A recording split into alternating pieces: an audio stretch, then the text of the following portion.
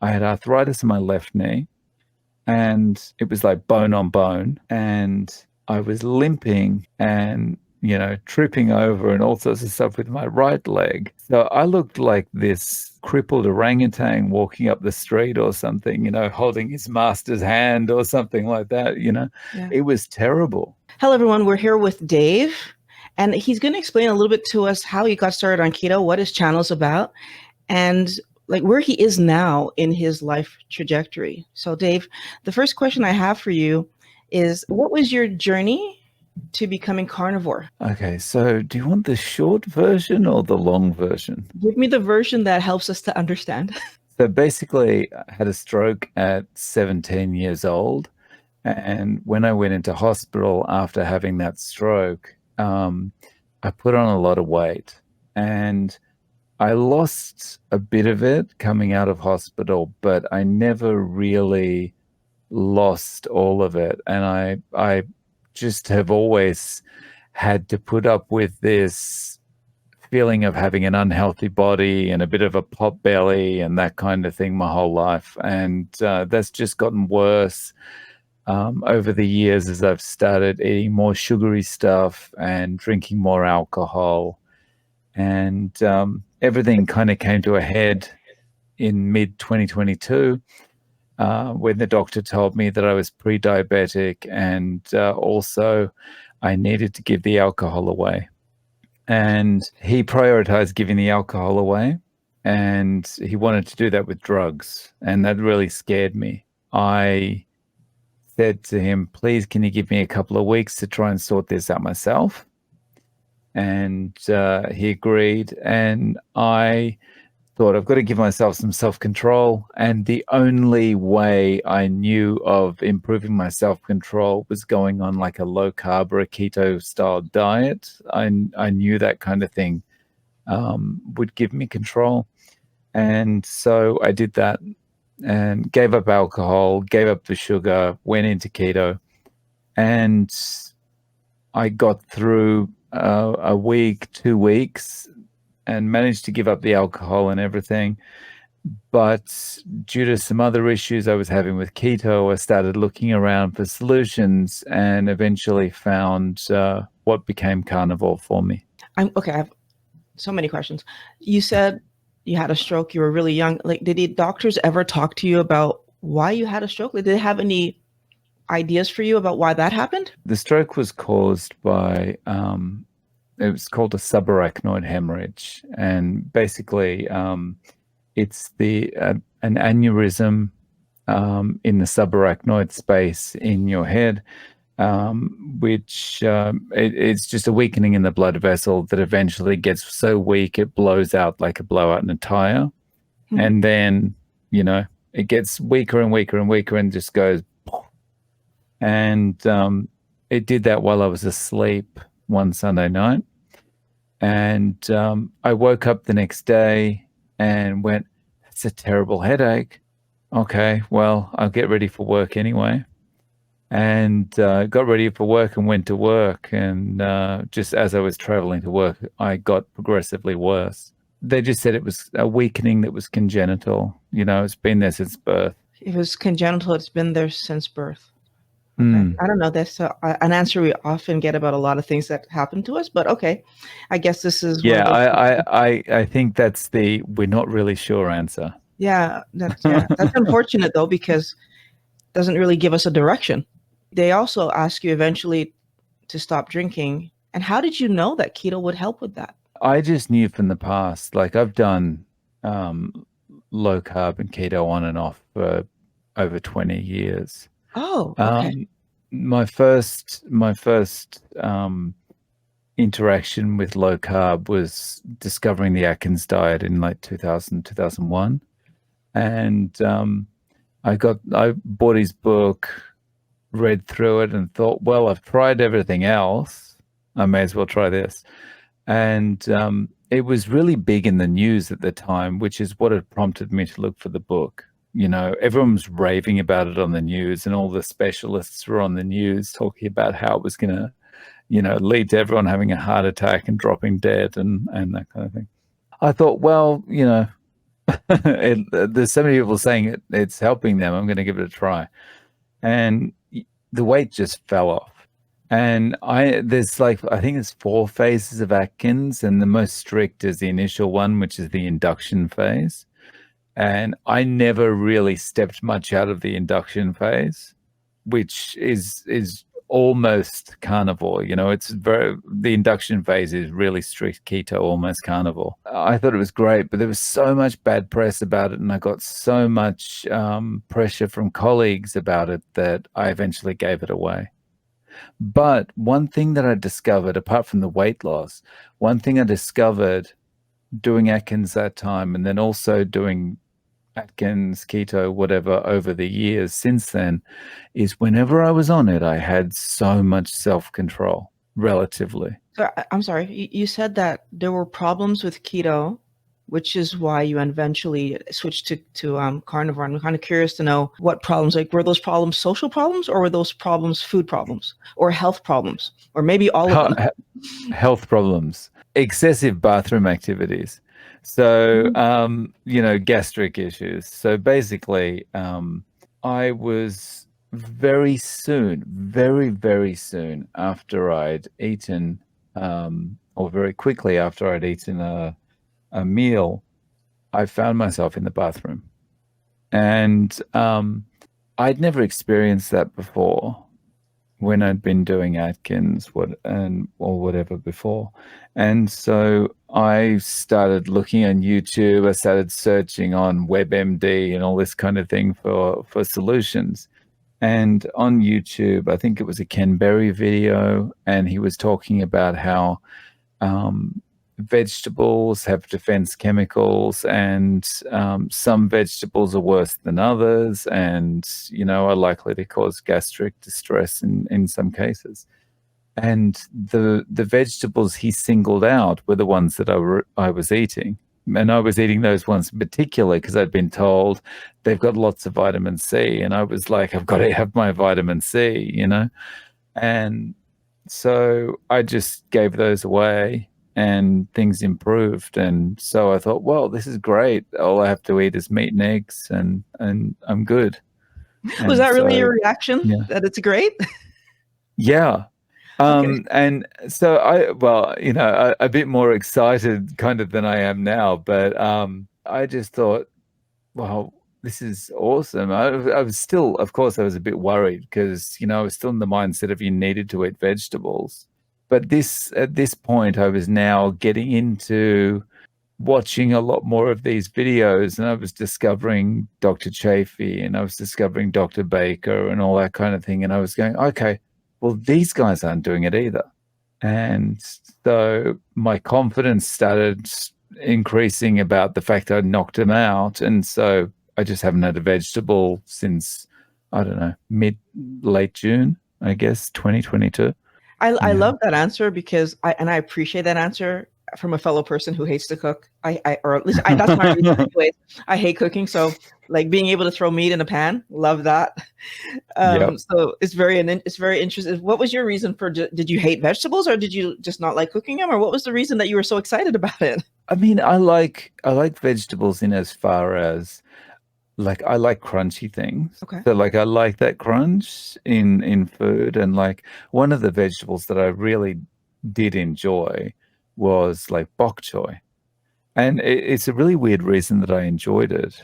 I enjoyed bok choy so much because it's this psychological thing. The color when it's cooked in oil, I think, is just the best kind of color of green. It just makes the food like pop, There's not really anything to do with the taste, although I do like the crunch. Yeah, I love the color after it's cooked, so which is a bit odd. That's really Yeah. interesting. Because what it makes me think is that a lot of what you're talking about is just the psychological. Like, this is how I feel when I do this. That gets me to do it. When I didn't feel good about when I was happening, it got me to stop doing it. And so for the things that we're talking about, when your health improved, you went forward in that direction. So the carnivore diet, I guess you're saying, how was it different? It was different in the way it made you feel. Am I getting that right? there's so many things that are great about it, but yeah, it's just overall, it's the way I feel. And I think I find it really, for me, it's a little bit different. Like a lot of people go into carnivore intentionally because they see all these other people and they go, oh, I want the health that they've got, or I want to look like them, or whatever. For me, it was just like, I want to, I want to get out of the bathroom. And so I just fell into carnivore. I didn't have any intention of doing it. I Hmm. definitely think that it sounds like when, for you, a lot of this was health first. The doctor said, "Hey, you need to stop drinking. Health first." And now it's like, okay, I'm doing this. I feel better. I'm having better control, but now I'm having this new issue. And so a lot of your journey is about how can I help myself to feel my best. Mm. Mm. Okay, perfect. How did you end up settling on what meats you would eat? I've heard so many people talking about being beef only. I'm just kind of curious, like, how did you decide what's on your plate? Oh, that's really simple. It's just the thing that's going to take me the least amount of time to make, and the thing that I can make easily and is available to me. So, in Japan, the supermarket doesn't have much of a variety of meat. There's basically ground beef and kind of Korean barbecue style cut of meat, like little rectangle shapes, and then sliced beef. There's really not much else, and you can get liver. And then there's pork and fish and that kind of thing. But it's rare you go into a supermarket and there's a T-bone steak sitting there, or there's a ribeye or something like that. Yeah, for me, it's just like what's easiest, and it's easiest to pick up ground beef and just cook that up with eggs, scramble the eggs, because that's easiest too. If you fry the eggs or you poach the eggs or something, there's too much messing around. Scrambling's easy because you just scramble it in the frying pan. Ground beef, job's done. Maybe 15 minutes to cook and 25 minutes to eat, and I'm done. That's one meal the whole day. Are you one meal a day? Yeah, I've been going like the last 2 months. I've been bouncing between OMAD and TUMAD, but my I'm kind of I'm finding that my body's telling me in the main go back to OMAD. So Okay. it's probably just if I've been doing something that's somehow used a lot of energy, whether it's actually physical work or, expended more mental energy one day, then I'll end up probably eating dinner as well. But otherwise, it's just breakfast. So since you're living in Japan, is fish a big part of what you're eating, first of all? But my second question is, was it hard in Japan to not have rice, or don't they do rice? Oh, they do rice. They do rice. I think this would be a very difficult diet to do for a Japanese person because um, rice is so ingrained, no pun intended, so ingrained in the culture here, that it's just a Japanese person not eating rice when they go out for dinner. It would be really odd for everyone, and that everyone had pointed out, and that it would become uncomfortable. But for me, I'm a foreigner in Japan, and Japan is still so homogenous that, if you do something weird and you're not Japanese, and oh, it's just a foreigner, it's okay, you know. Okay. And it's easy to eat that way here because there's so many barbecue restaurants and so many restaurants that pretty much serve beef only. So yeah, it's normal to go out and just eat meat. Okay. So fish isn't a big part of your. I like fish. I like sashimi. Um, but in the almost 16 months that I've been on this, I haven't had fish once. And that's just because I wasn't working close to a place that had a good a sushi shop, and I don't like cooking fish myself Okay. because it's too messy and smelly, and it's easier to put ground beef in the frying pan. I totally get you. I totally get you. Um, what non-scale victories would you say that you've had? Because we hear about keto mostly based on people wanting to lose weight. Both you Hmm. and I did not come to this for weight loss. So can you talk a bit more about other non-scale victories that you might have seen along the way? And I'm also Mm. curious to know how much weight you did lose. Again, I'll say I fell into carnivore, so I didn't know kind of what to expect with carnivore, and I didn't go in expecting any of these things to correct. But Okay. I've got more energy, I sleep better, um, I I wake up better rested with less sleep than I did before. I'm more productive, and um, I'm going to forget some, but physically, I know I used to have arthritis in my left knee. Okay. That's gone. Um, and the stroke affected my right side. And so I've always had a limp and weakness on my right side. And that has started, it's still there, but that has started to improve a lot since I went carnivore. And my right side was always causing me to trip over.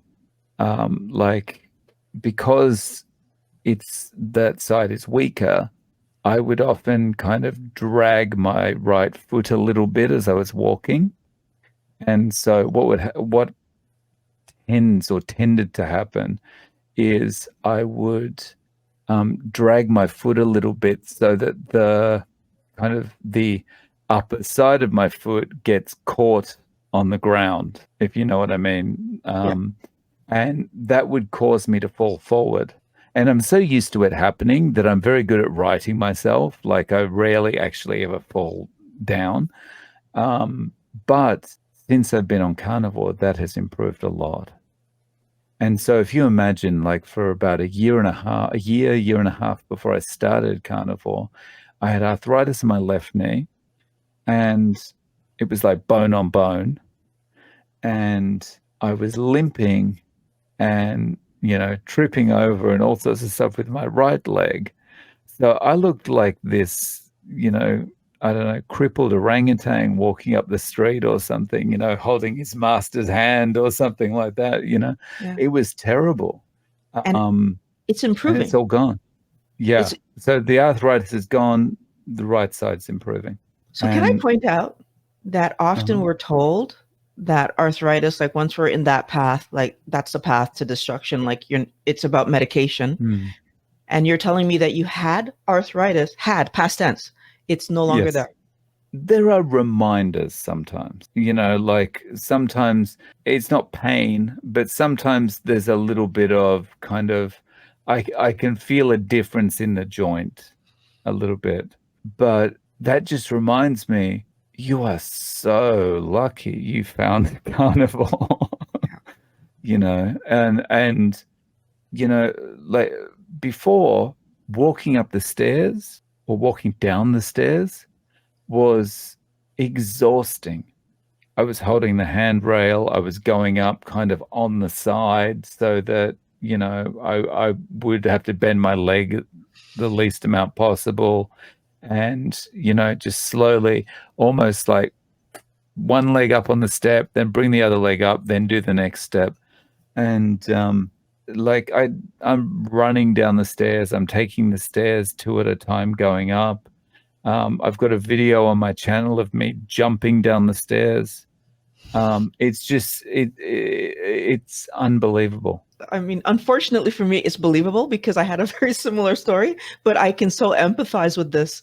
Like that's, but I can't empathize both legs. You had both legs going like that's wow. So the fact Different that you're, things, but yeah, both legs. yeah, the fact that you're running and jumping on the stairs is impressive. And again, this is Mm. not things that the doctor thought would happen. No, no, no. I mean, no one thought it would happen. I mean, I've spoken to Dr. Chafee about this, who's a neurosurgeon. He was saying that he hasn't heard of this, but he can kind of understand why it might be improving. And he was saying like the the myelin sheath where the on where all the signals go back and forward. When you're doing a carnivore diet, that heals much faster. So I've just, potentially in the last year, I've done the same amount of healing it might have taken 20 years to do before. Yeah, because I think the thing we don't think about is if we're constantly eating sugar, it's constantly breaking down those myelin sheaths, which is something that I'm glad to hear that Dr. Shafee said out loud, because most doctors are hesitant to say it out loud. But it makes sense, since it causes, sugar causes so much damage. And they're calling Alzheimer's type 3 diabetes now, right? So like, why would they be calling it that? I think it's the damages it's causing in our brains. I was wondering about the life lessons that you've learned from eating this way, because I think sometimes we grow up in a certain mindset, like there's things that have been said to us. And now we fast forward and we learn this new thing. How, if at all, has this made some new life ideas for you about what's right, what's wrong, what's good, what's bad, but even more to the point of people's opinions, pleasing others? Yeah, I mean, Wellness Warrior, I have a favor to ask you. In editing this video, I realized that sharing our stories is what will help new people to understand that keto actually works. So if you have improved your health, mental health, or weight through eating healthy keto, please look in the description. There's a form to fill out so that we can do an interview and you can share your story. I want to help more people, and I think that together we can help people to understand that keto is more than a diet. It's a way of life that gives you your life back. I'm not a special snowflake. I know that you also have lived amazing things. So let's change this together. The form is below. I'm 48, right? So I'm of the age that I don't care about anyone's opinion anyway. So I'd long forgotten about all that stuff. But I think one of the big ones, one of the standout ones, is you can't outrun a bad diet. Everything on your waist is the result of what happens in the kitchen, and you're not going to fix it in the gym. The gym's going to help you, but it's only going to help to any measurable extent if you've got what's happening in the kitchen right in the first place. So I think that's probably the biggest thing. And I kind of knew that anyway from being on Atkins, but it was always a subconscious thing, I think it's more than subconscious, though. I think it's also we're taught that. Right? You're not working out enough. That's why you're overweight. Like we taught that. Yeah. And this kind of awful advice is repeated ad nauseum. Like you go to the doctor and you say, "Doctor, I'm just feeling horrible. My pre-diabetes or my diabetes or whatever it is going crazy. No energy, blah, blah, blah." And he says, "You just need to eat less and move more." And it's, huh? But other life lessons, I guess, like, I don't know. I wish I had something profound to say, but I think one of the main things I've found, it's not really a learning, it's just something I've found about myself, is that when I'm not consuming sugar, I'm able to stand back from a situation and actually assess the situation objectively. Before, if there was some issue happening at work, I was right in the middle of it, and I was like, it's got to be sorted out now, and it's a big urgent priority, and I'll be in there defending or arguing against something or whatever the case may be, right? But now in this kind of situation at work, I'm able to step back and go, okay, look, this is not the end of the world. We're not saving lives here. We're teaching English. We're not saving lives here. Let's just look at this objectively and try and work out the best way to go forward. And it's that kind of ability to look at things objectively, and also a sense of calmness, that I think is one of the things that carnivores helped me with. I definitely think that for most people, what you're talking about happens that when our cortisol levels are regulated, because all of our hormones are regulated, we have this like ability to manage our stresses, manage our emotions properly, basically. If you had to talk to somebody, a new person, and they're like, my health is horrible and I need to do something, where are you pointing them? Are you pointing them at keto, or are you pointing them at carnivore? And give me a little bit of understanding of why you might point them one direction versus the other. I think it would probably depend on the person. if they're an all or nothing type like me, then I would probably be pointing them more towards carnivore. Okay. If they're a person that as soon as they bring up the topic, they're the type of person that I feel is like oh, I need variety kind of person, then I'm probably, putting them on a meat only diet is probably gonna be a bit of a challenge. So I'd probably be directing them more towards keto. Whether it's keto or carnivore, I would say, look, don't commit to anything. Don't make a commitment, except for just commit to trying it for 90 days. Okay. Cut out the seed oils, cut out the sugar, cut out the junk. If it comes in a box, it doesn't go anywhere near your lips for 90 days. And after 90 days, you're not going to want to go back because you're going to feel so much better, so much more in control of yourself, so much more in control of, you're not going to have cravings after 90 days. And provided you don't go down the road of the keto snacks and stuff like that. Have you ever regretted your decision to do carnivore? Like, has there ever been any points where you're like, was this the right, like, hesitations? Not for a second. Never. I'm now at the point, after about 2 months in, I'm now at the point where I can go out and I can sit with a group of people who are all drinking alcohol or eating cake or eating potato chips and junk. And I can look at that and just go, I don't feel anything at all. That's amazing. Are there people in your life who've joined you in this way of eating? No. Not one? No, I don't think so. Like everyone kind of looks at it and goes, yeah, I could never do that. Yeah, And that mental piece, eh? and look, and I fully understand what they're saying because that's exactly what I would have said had someone presented carnivore to me in the past. I knew I could do keto because I'd done it, but even having done keto many times, and knowing that I could do it and knowing I was comfortable on it, when I first read about carnivore and I first saw someone posting about it on Twitter, I was like, interesting, but how could you do that? But I've never been happier because I never think about food. Food is just something I do to, I have my breakfast. 99% of the time, I don't even feel hungry in the morning. It's just that's my routine. I have breakfast at 7 a.m. And I never think about food. It's amazing when you don't think about food, how much happier and more productive you are. Because you're not thinking about, well, that's breakfast done. So what am I going to have for my snack at 10 o'clock? Am I going to stop at Starbucks or am I going to stop somewhere else? And then once you've stopped at Starbucks and got your snack at 10 a.m., it's like, okay, well, so what am I going to have for lunch? Got to think about lunch.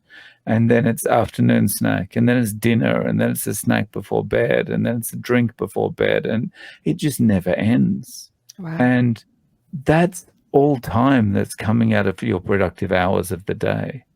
And you don't realize how much time you're spending until you're not spending that time anymore. And then I would guess I probably have about 2 extra hours every day because of this. What's really amazing, if we just go back a second in your history, that the drinking issue, I think we're just so used to chasing things, we don't even notice that we've been chasing. And so like you're saying, you're not thinking about food, but you used to. You used to think about drinking all that. Like there's all these things that we're constantly thinking about that they just float away because it takes me 5 minutes to make supper or 20 minutes to make supper, right? So I'm not worried about it. When you were trying to put these things down, going back a little bit, you said that you just knew that keto, because you'd done it before. When you were doing that, you just had this sense of like, this is okay. I can do this. Was that for everything? Like, I know you were doing it for alcohol, but does that mean like no chips, no cookies, no, like, were you able was it that simple for you? Because a lot of people don't believe it's that simple. Well, I mean, I make it sound easier than it was, Okay. you know. But yeah, I did give it all up at once. Like the last, I'll open my calendar and I'll give you the exact date. But um, I uh, I just it was cold turkey. So yeah, the last day that I had anything was June 2nd, 2022. So it was a cold turkey thing, but it wasn't easy. Did you have The withdrawal? keto to a degree. The keto gave me a good amount of self-control, like straight away. The other thing that I did was I changed my habit. Well, my changed my routines. I had a very, very bad feeling that if I walked past the same convenience store on the way home that I would normally stop in to buy a can of beer at, then if I walked past it again, I would go in there and buy it. I might get halfway past, but I would still be like, I'll start again tomorrow. And I'd go in there and buy a beer. If I walked past the restaurant that I had enjoyed wine at before, then it'd be like I'd see someone in there having a wine, and I'd be like, I've got to go and have a wine too. I can't, you know. So I made a point of going the long way around whenever I was walking somewhere, and I should clarify, like in Japan, I don't drive here. I catch the train everywhere. So there's a lot of walking. No, if you're driving, then drive a different route. That kind of compounded the self-control. I would do it and it would be harder because I'm walking further. So it was like, God, that was an extra 10 minutes or something. But that all added up to actually boosting my feeling of achievement, of being able to, not have the thing. And so it just kept kind of like compounding interest. It was just kind of compounding and making things stronger. Yeah, that's that Yeah, interesting thing where doing the hard work leads to the result. yeah, And it's not just about hard work in the gym. It's actually hard work of doing the thing other people won't do. And you got the yeah, result you were looking for. I can yeah, testify to the fact that it doesn't matter if you have a car, Dave. I had to it was still hard not to stop and like buy the nuts because that was my thing. And yeah. it's hard. It sounds like, not on the one hand, you took extra steps to guarantee your success. There must have been moments where you had slips. No. Wow, you're amazing. I had slips. It's, Okay. so Like in my um, nuts phase, when I was dealing with the addiction part. yeah, I think if I'd slipped, Mhm. then I wouldn't be here talking to you today, Oh, wow. Okay. because I am so all or nothing. Like if I'd slipped, it would have just been, I wouldn't have stopped. It would have just been this, glacial ride to the bottom. I think the thing that really, really made me think this is too serious now was the medication the doctor wanted to put me on to stop the alcohol. Okay. So it's called, what's the name of it again? I can't remember. I'll think of the name. But basically, it's a drug that you take and it doesn't do anything. But as soon as you drink some alcohol, it makes you violently ill. Yeah. And so the fact that he wanted to do that to me, and I read some stuff on the internet about it, and people were saying it has been fatal. Oh, So I was like, okay, yeah, I don't want any part of this. I think that was what was holding me back. in the food, did you ever have any slips? No, Even no, in, but same reason, all or nothing. yeah, Yeah, that's pretty cool. I haven't had like candy, ice cream, bread. Haven't had anything like that since would have been the 2nd of June. Would have been the last time. And like, I guess vegetables. I never used to eat fruit, so I've never been someone who eats fruit. But vegetables, I guess from the end of June, nothing. I commend you on that because, like I said, for myself, those nuts, they messed with me for months because I knew they weren't good, and I couldn't put my brain. But I think, well, that's not true. I didn't know they weren't good. I kept saying there must be an amount I could have until I realized there wasn't an amount I could have. right? But it took me putting them in that category of they're not healthy. Hmm. So maybe you were just smart enough to do that from day one. Not healthy. I think it's because I know myself so well. Like Yeah. once I slip, it's just so I knew I couldn't afford to do it. Yeah. I'm not sure if that was conscious or a subconscious decision, but it was yeah, I know myself really well. And ultimately, And the end result is that not only have you stopped drinking, but all of your health is improving. yes, everything. It's like I don't ever remember in my life feeling as good as I do now. I mean, of course, I don't think it's optimal. I don't think I'm at the perfect health. I'd like to improve things still, but I'm pretty sure this is the best I've ever felt.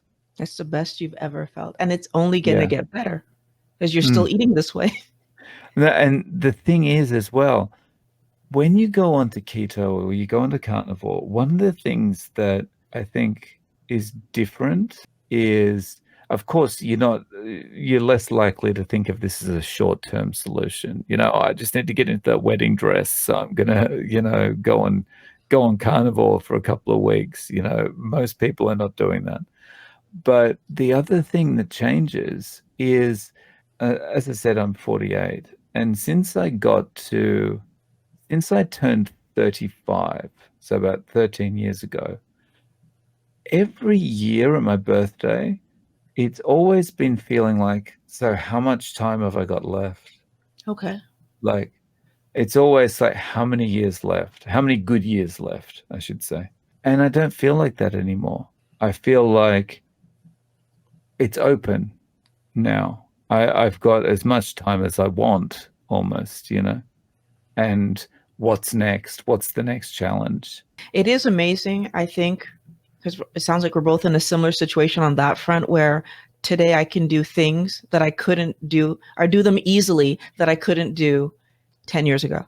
Before I would be thinking, oh, probably, I've got 10 years left and then 60. I need to think about, if I'm not thinking about slowing down, I'm going to be forced to health wise.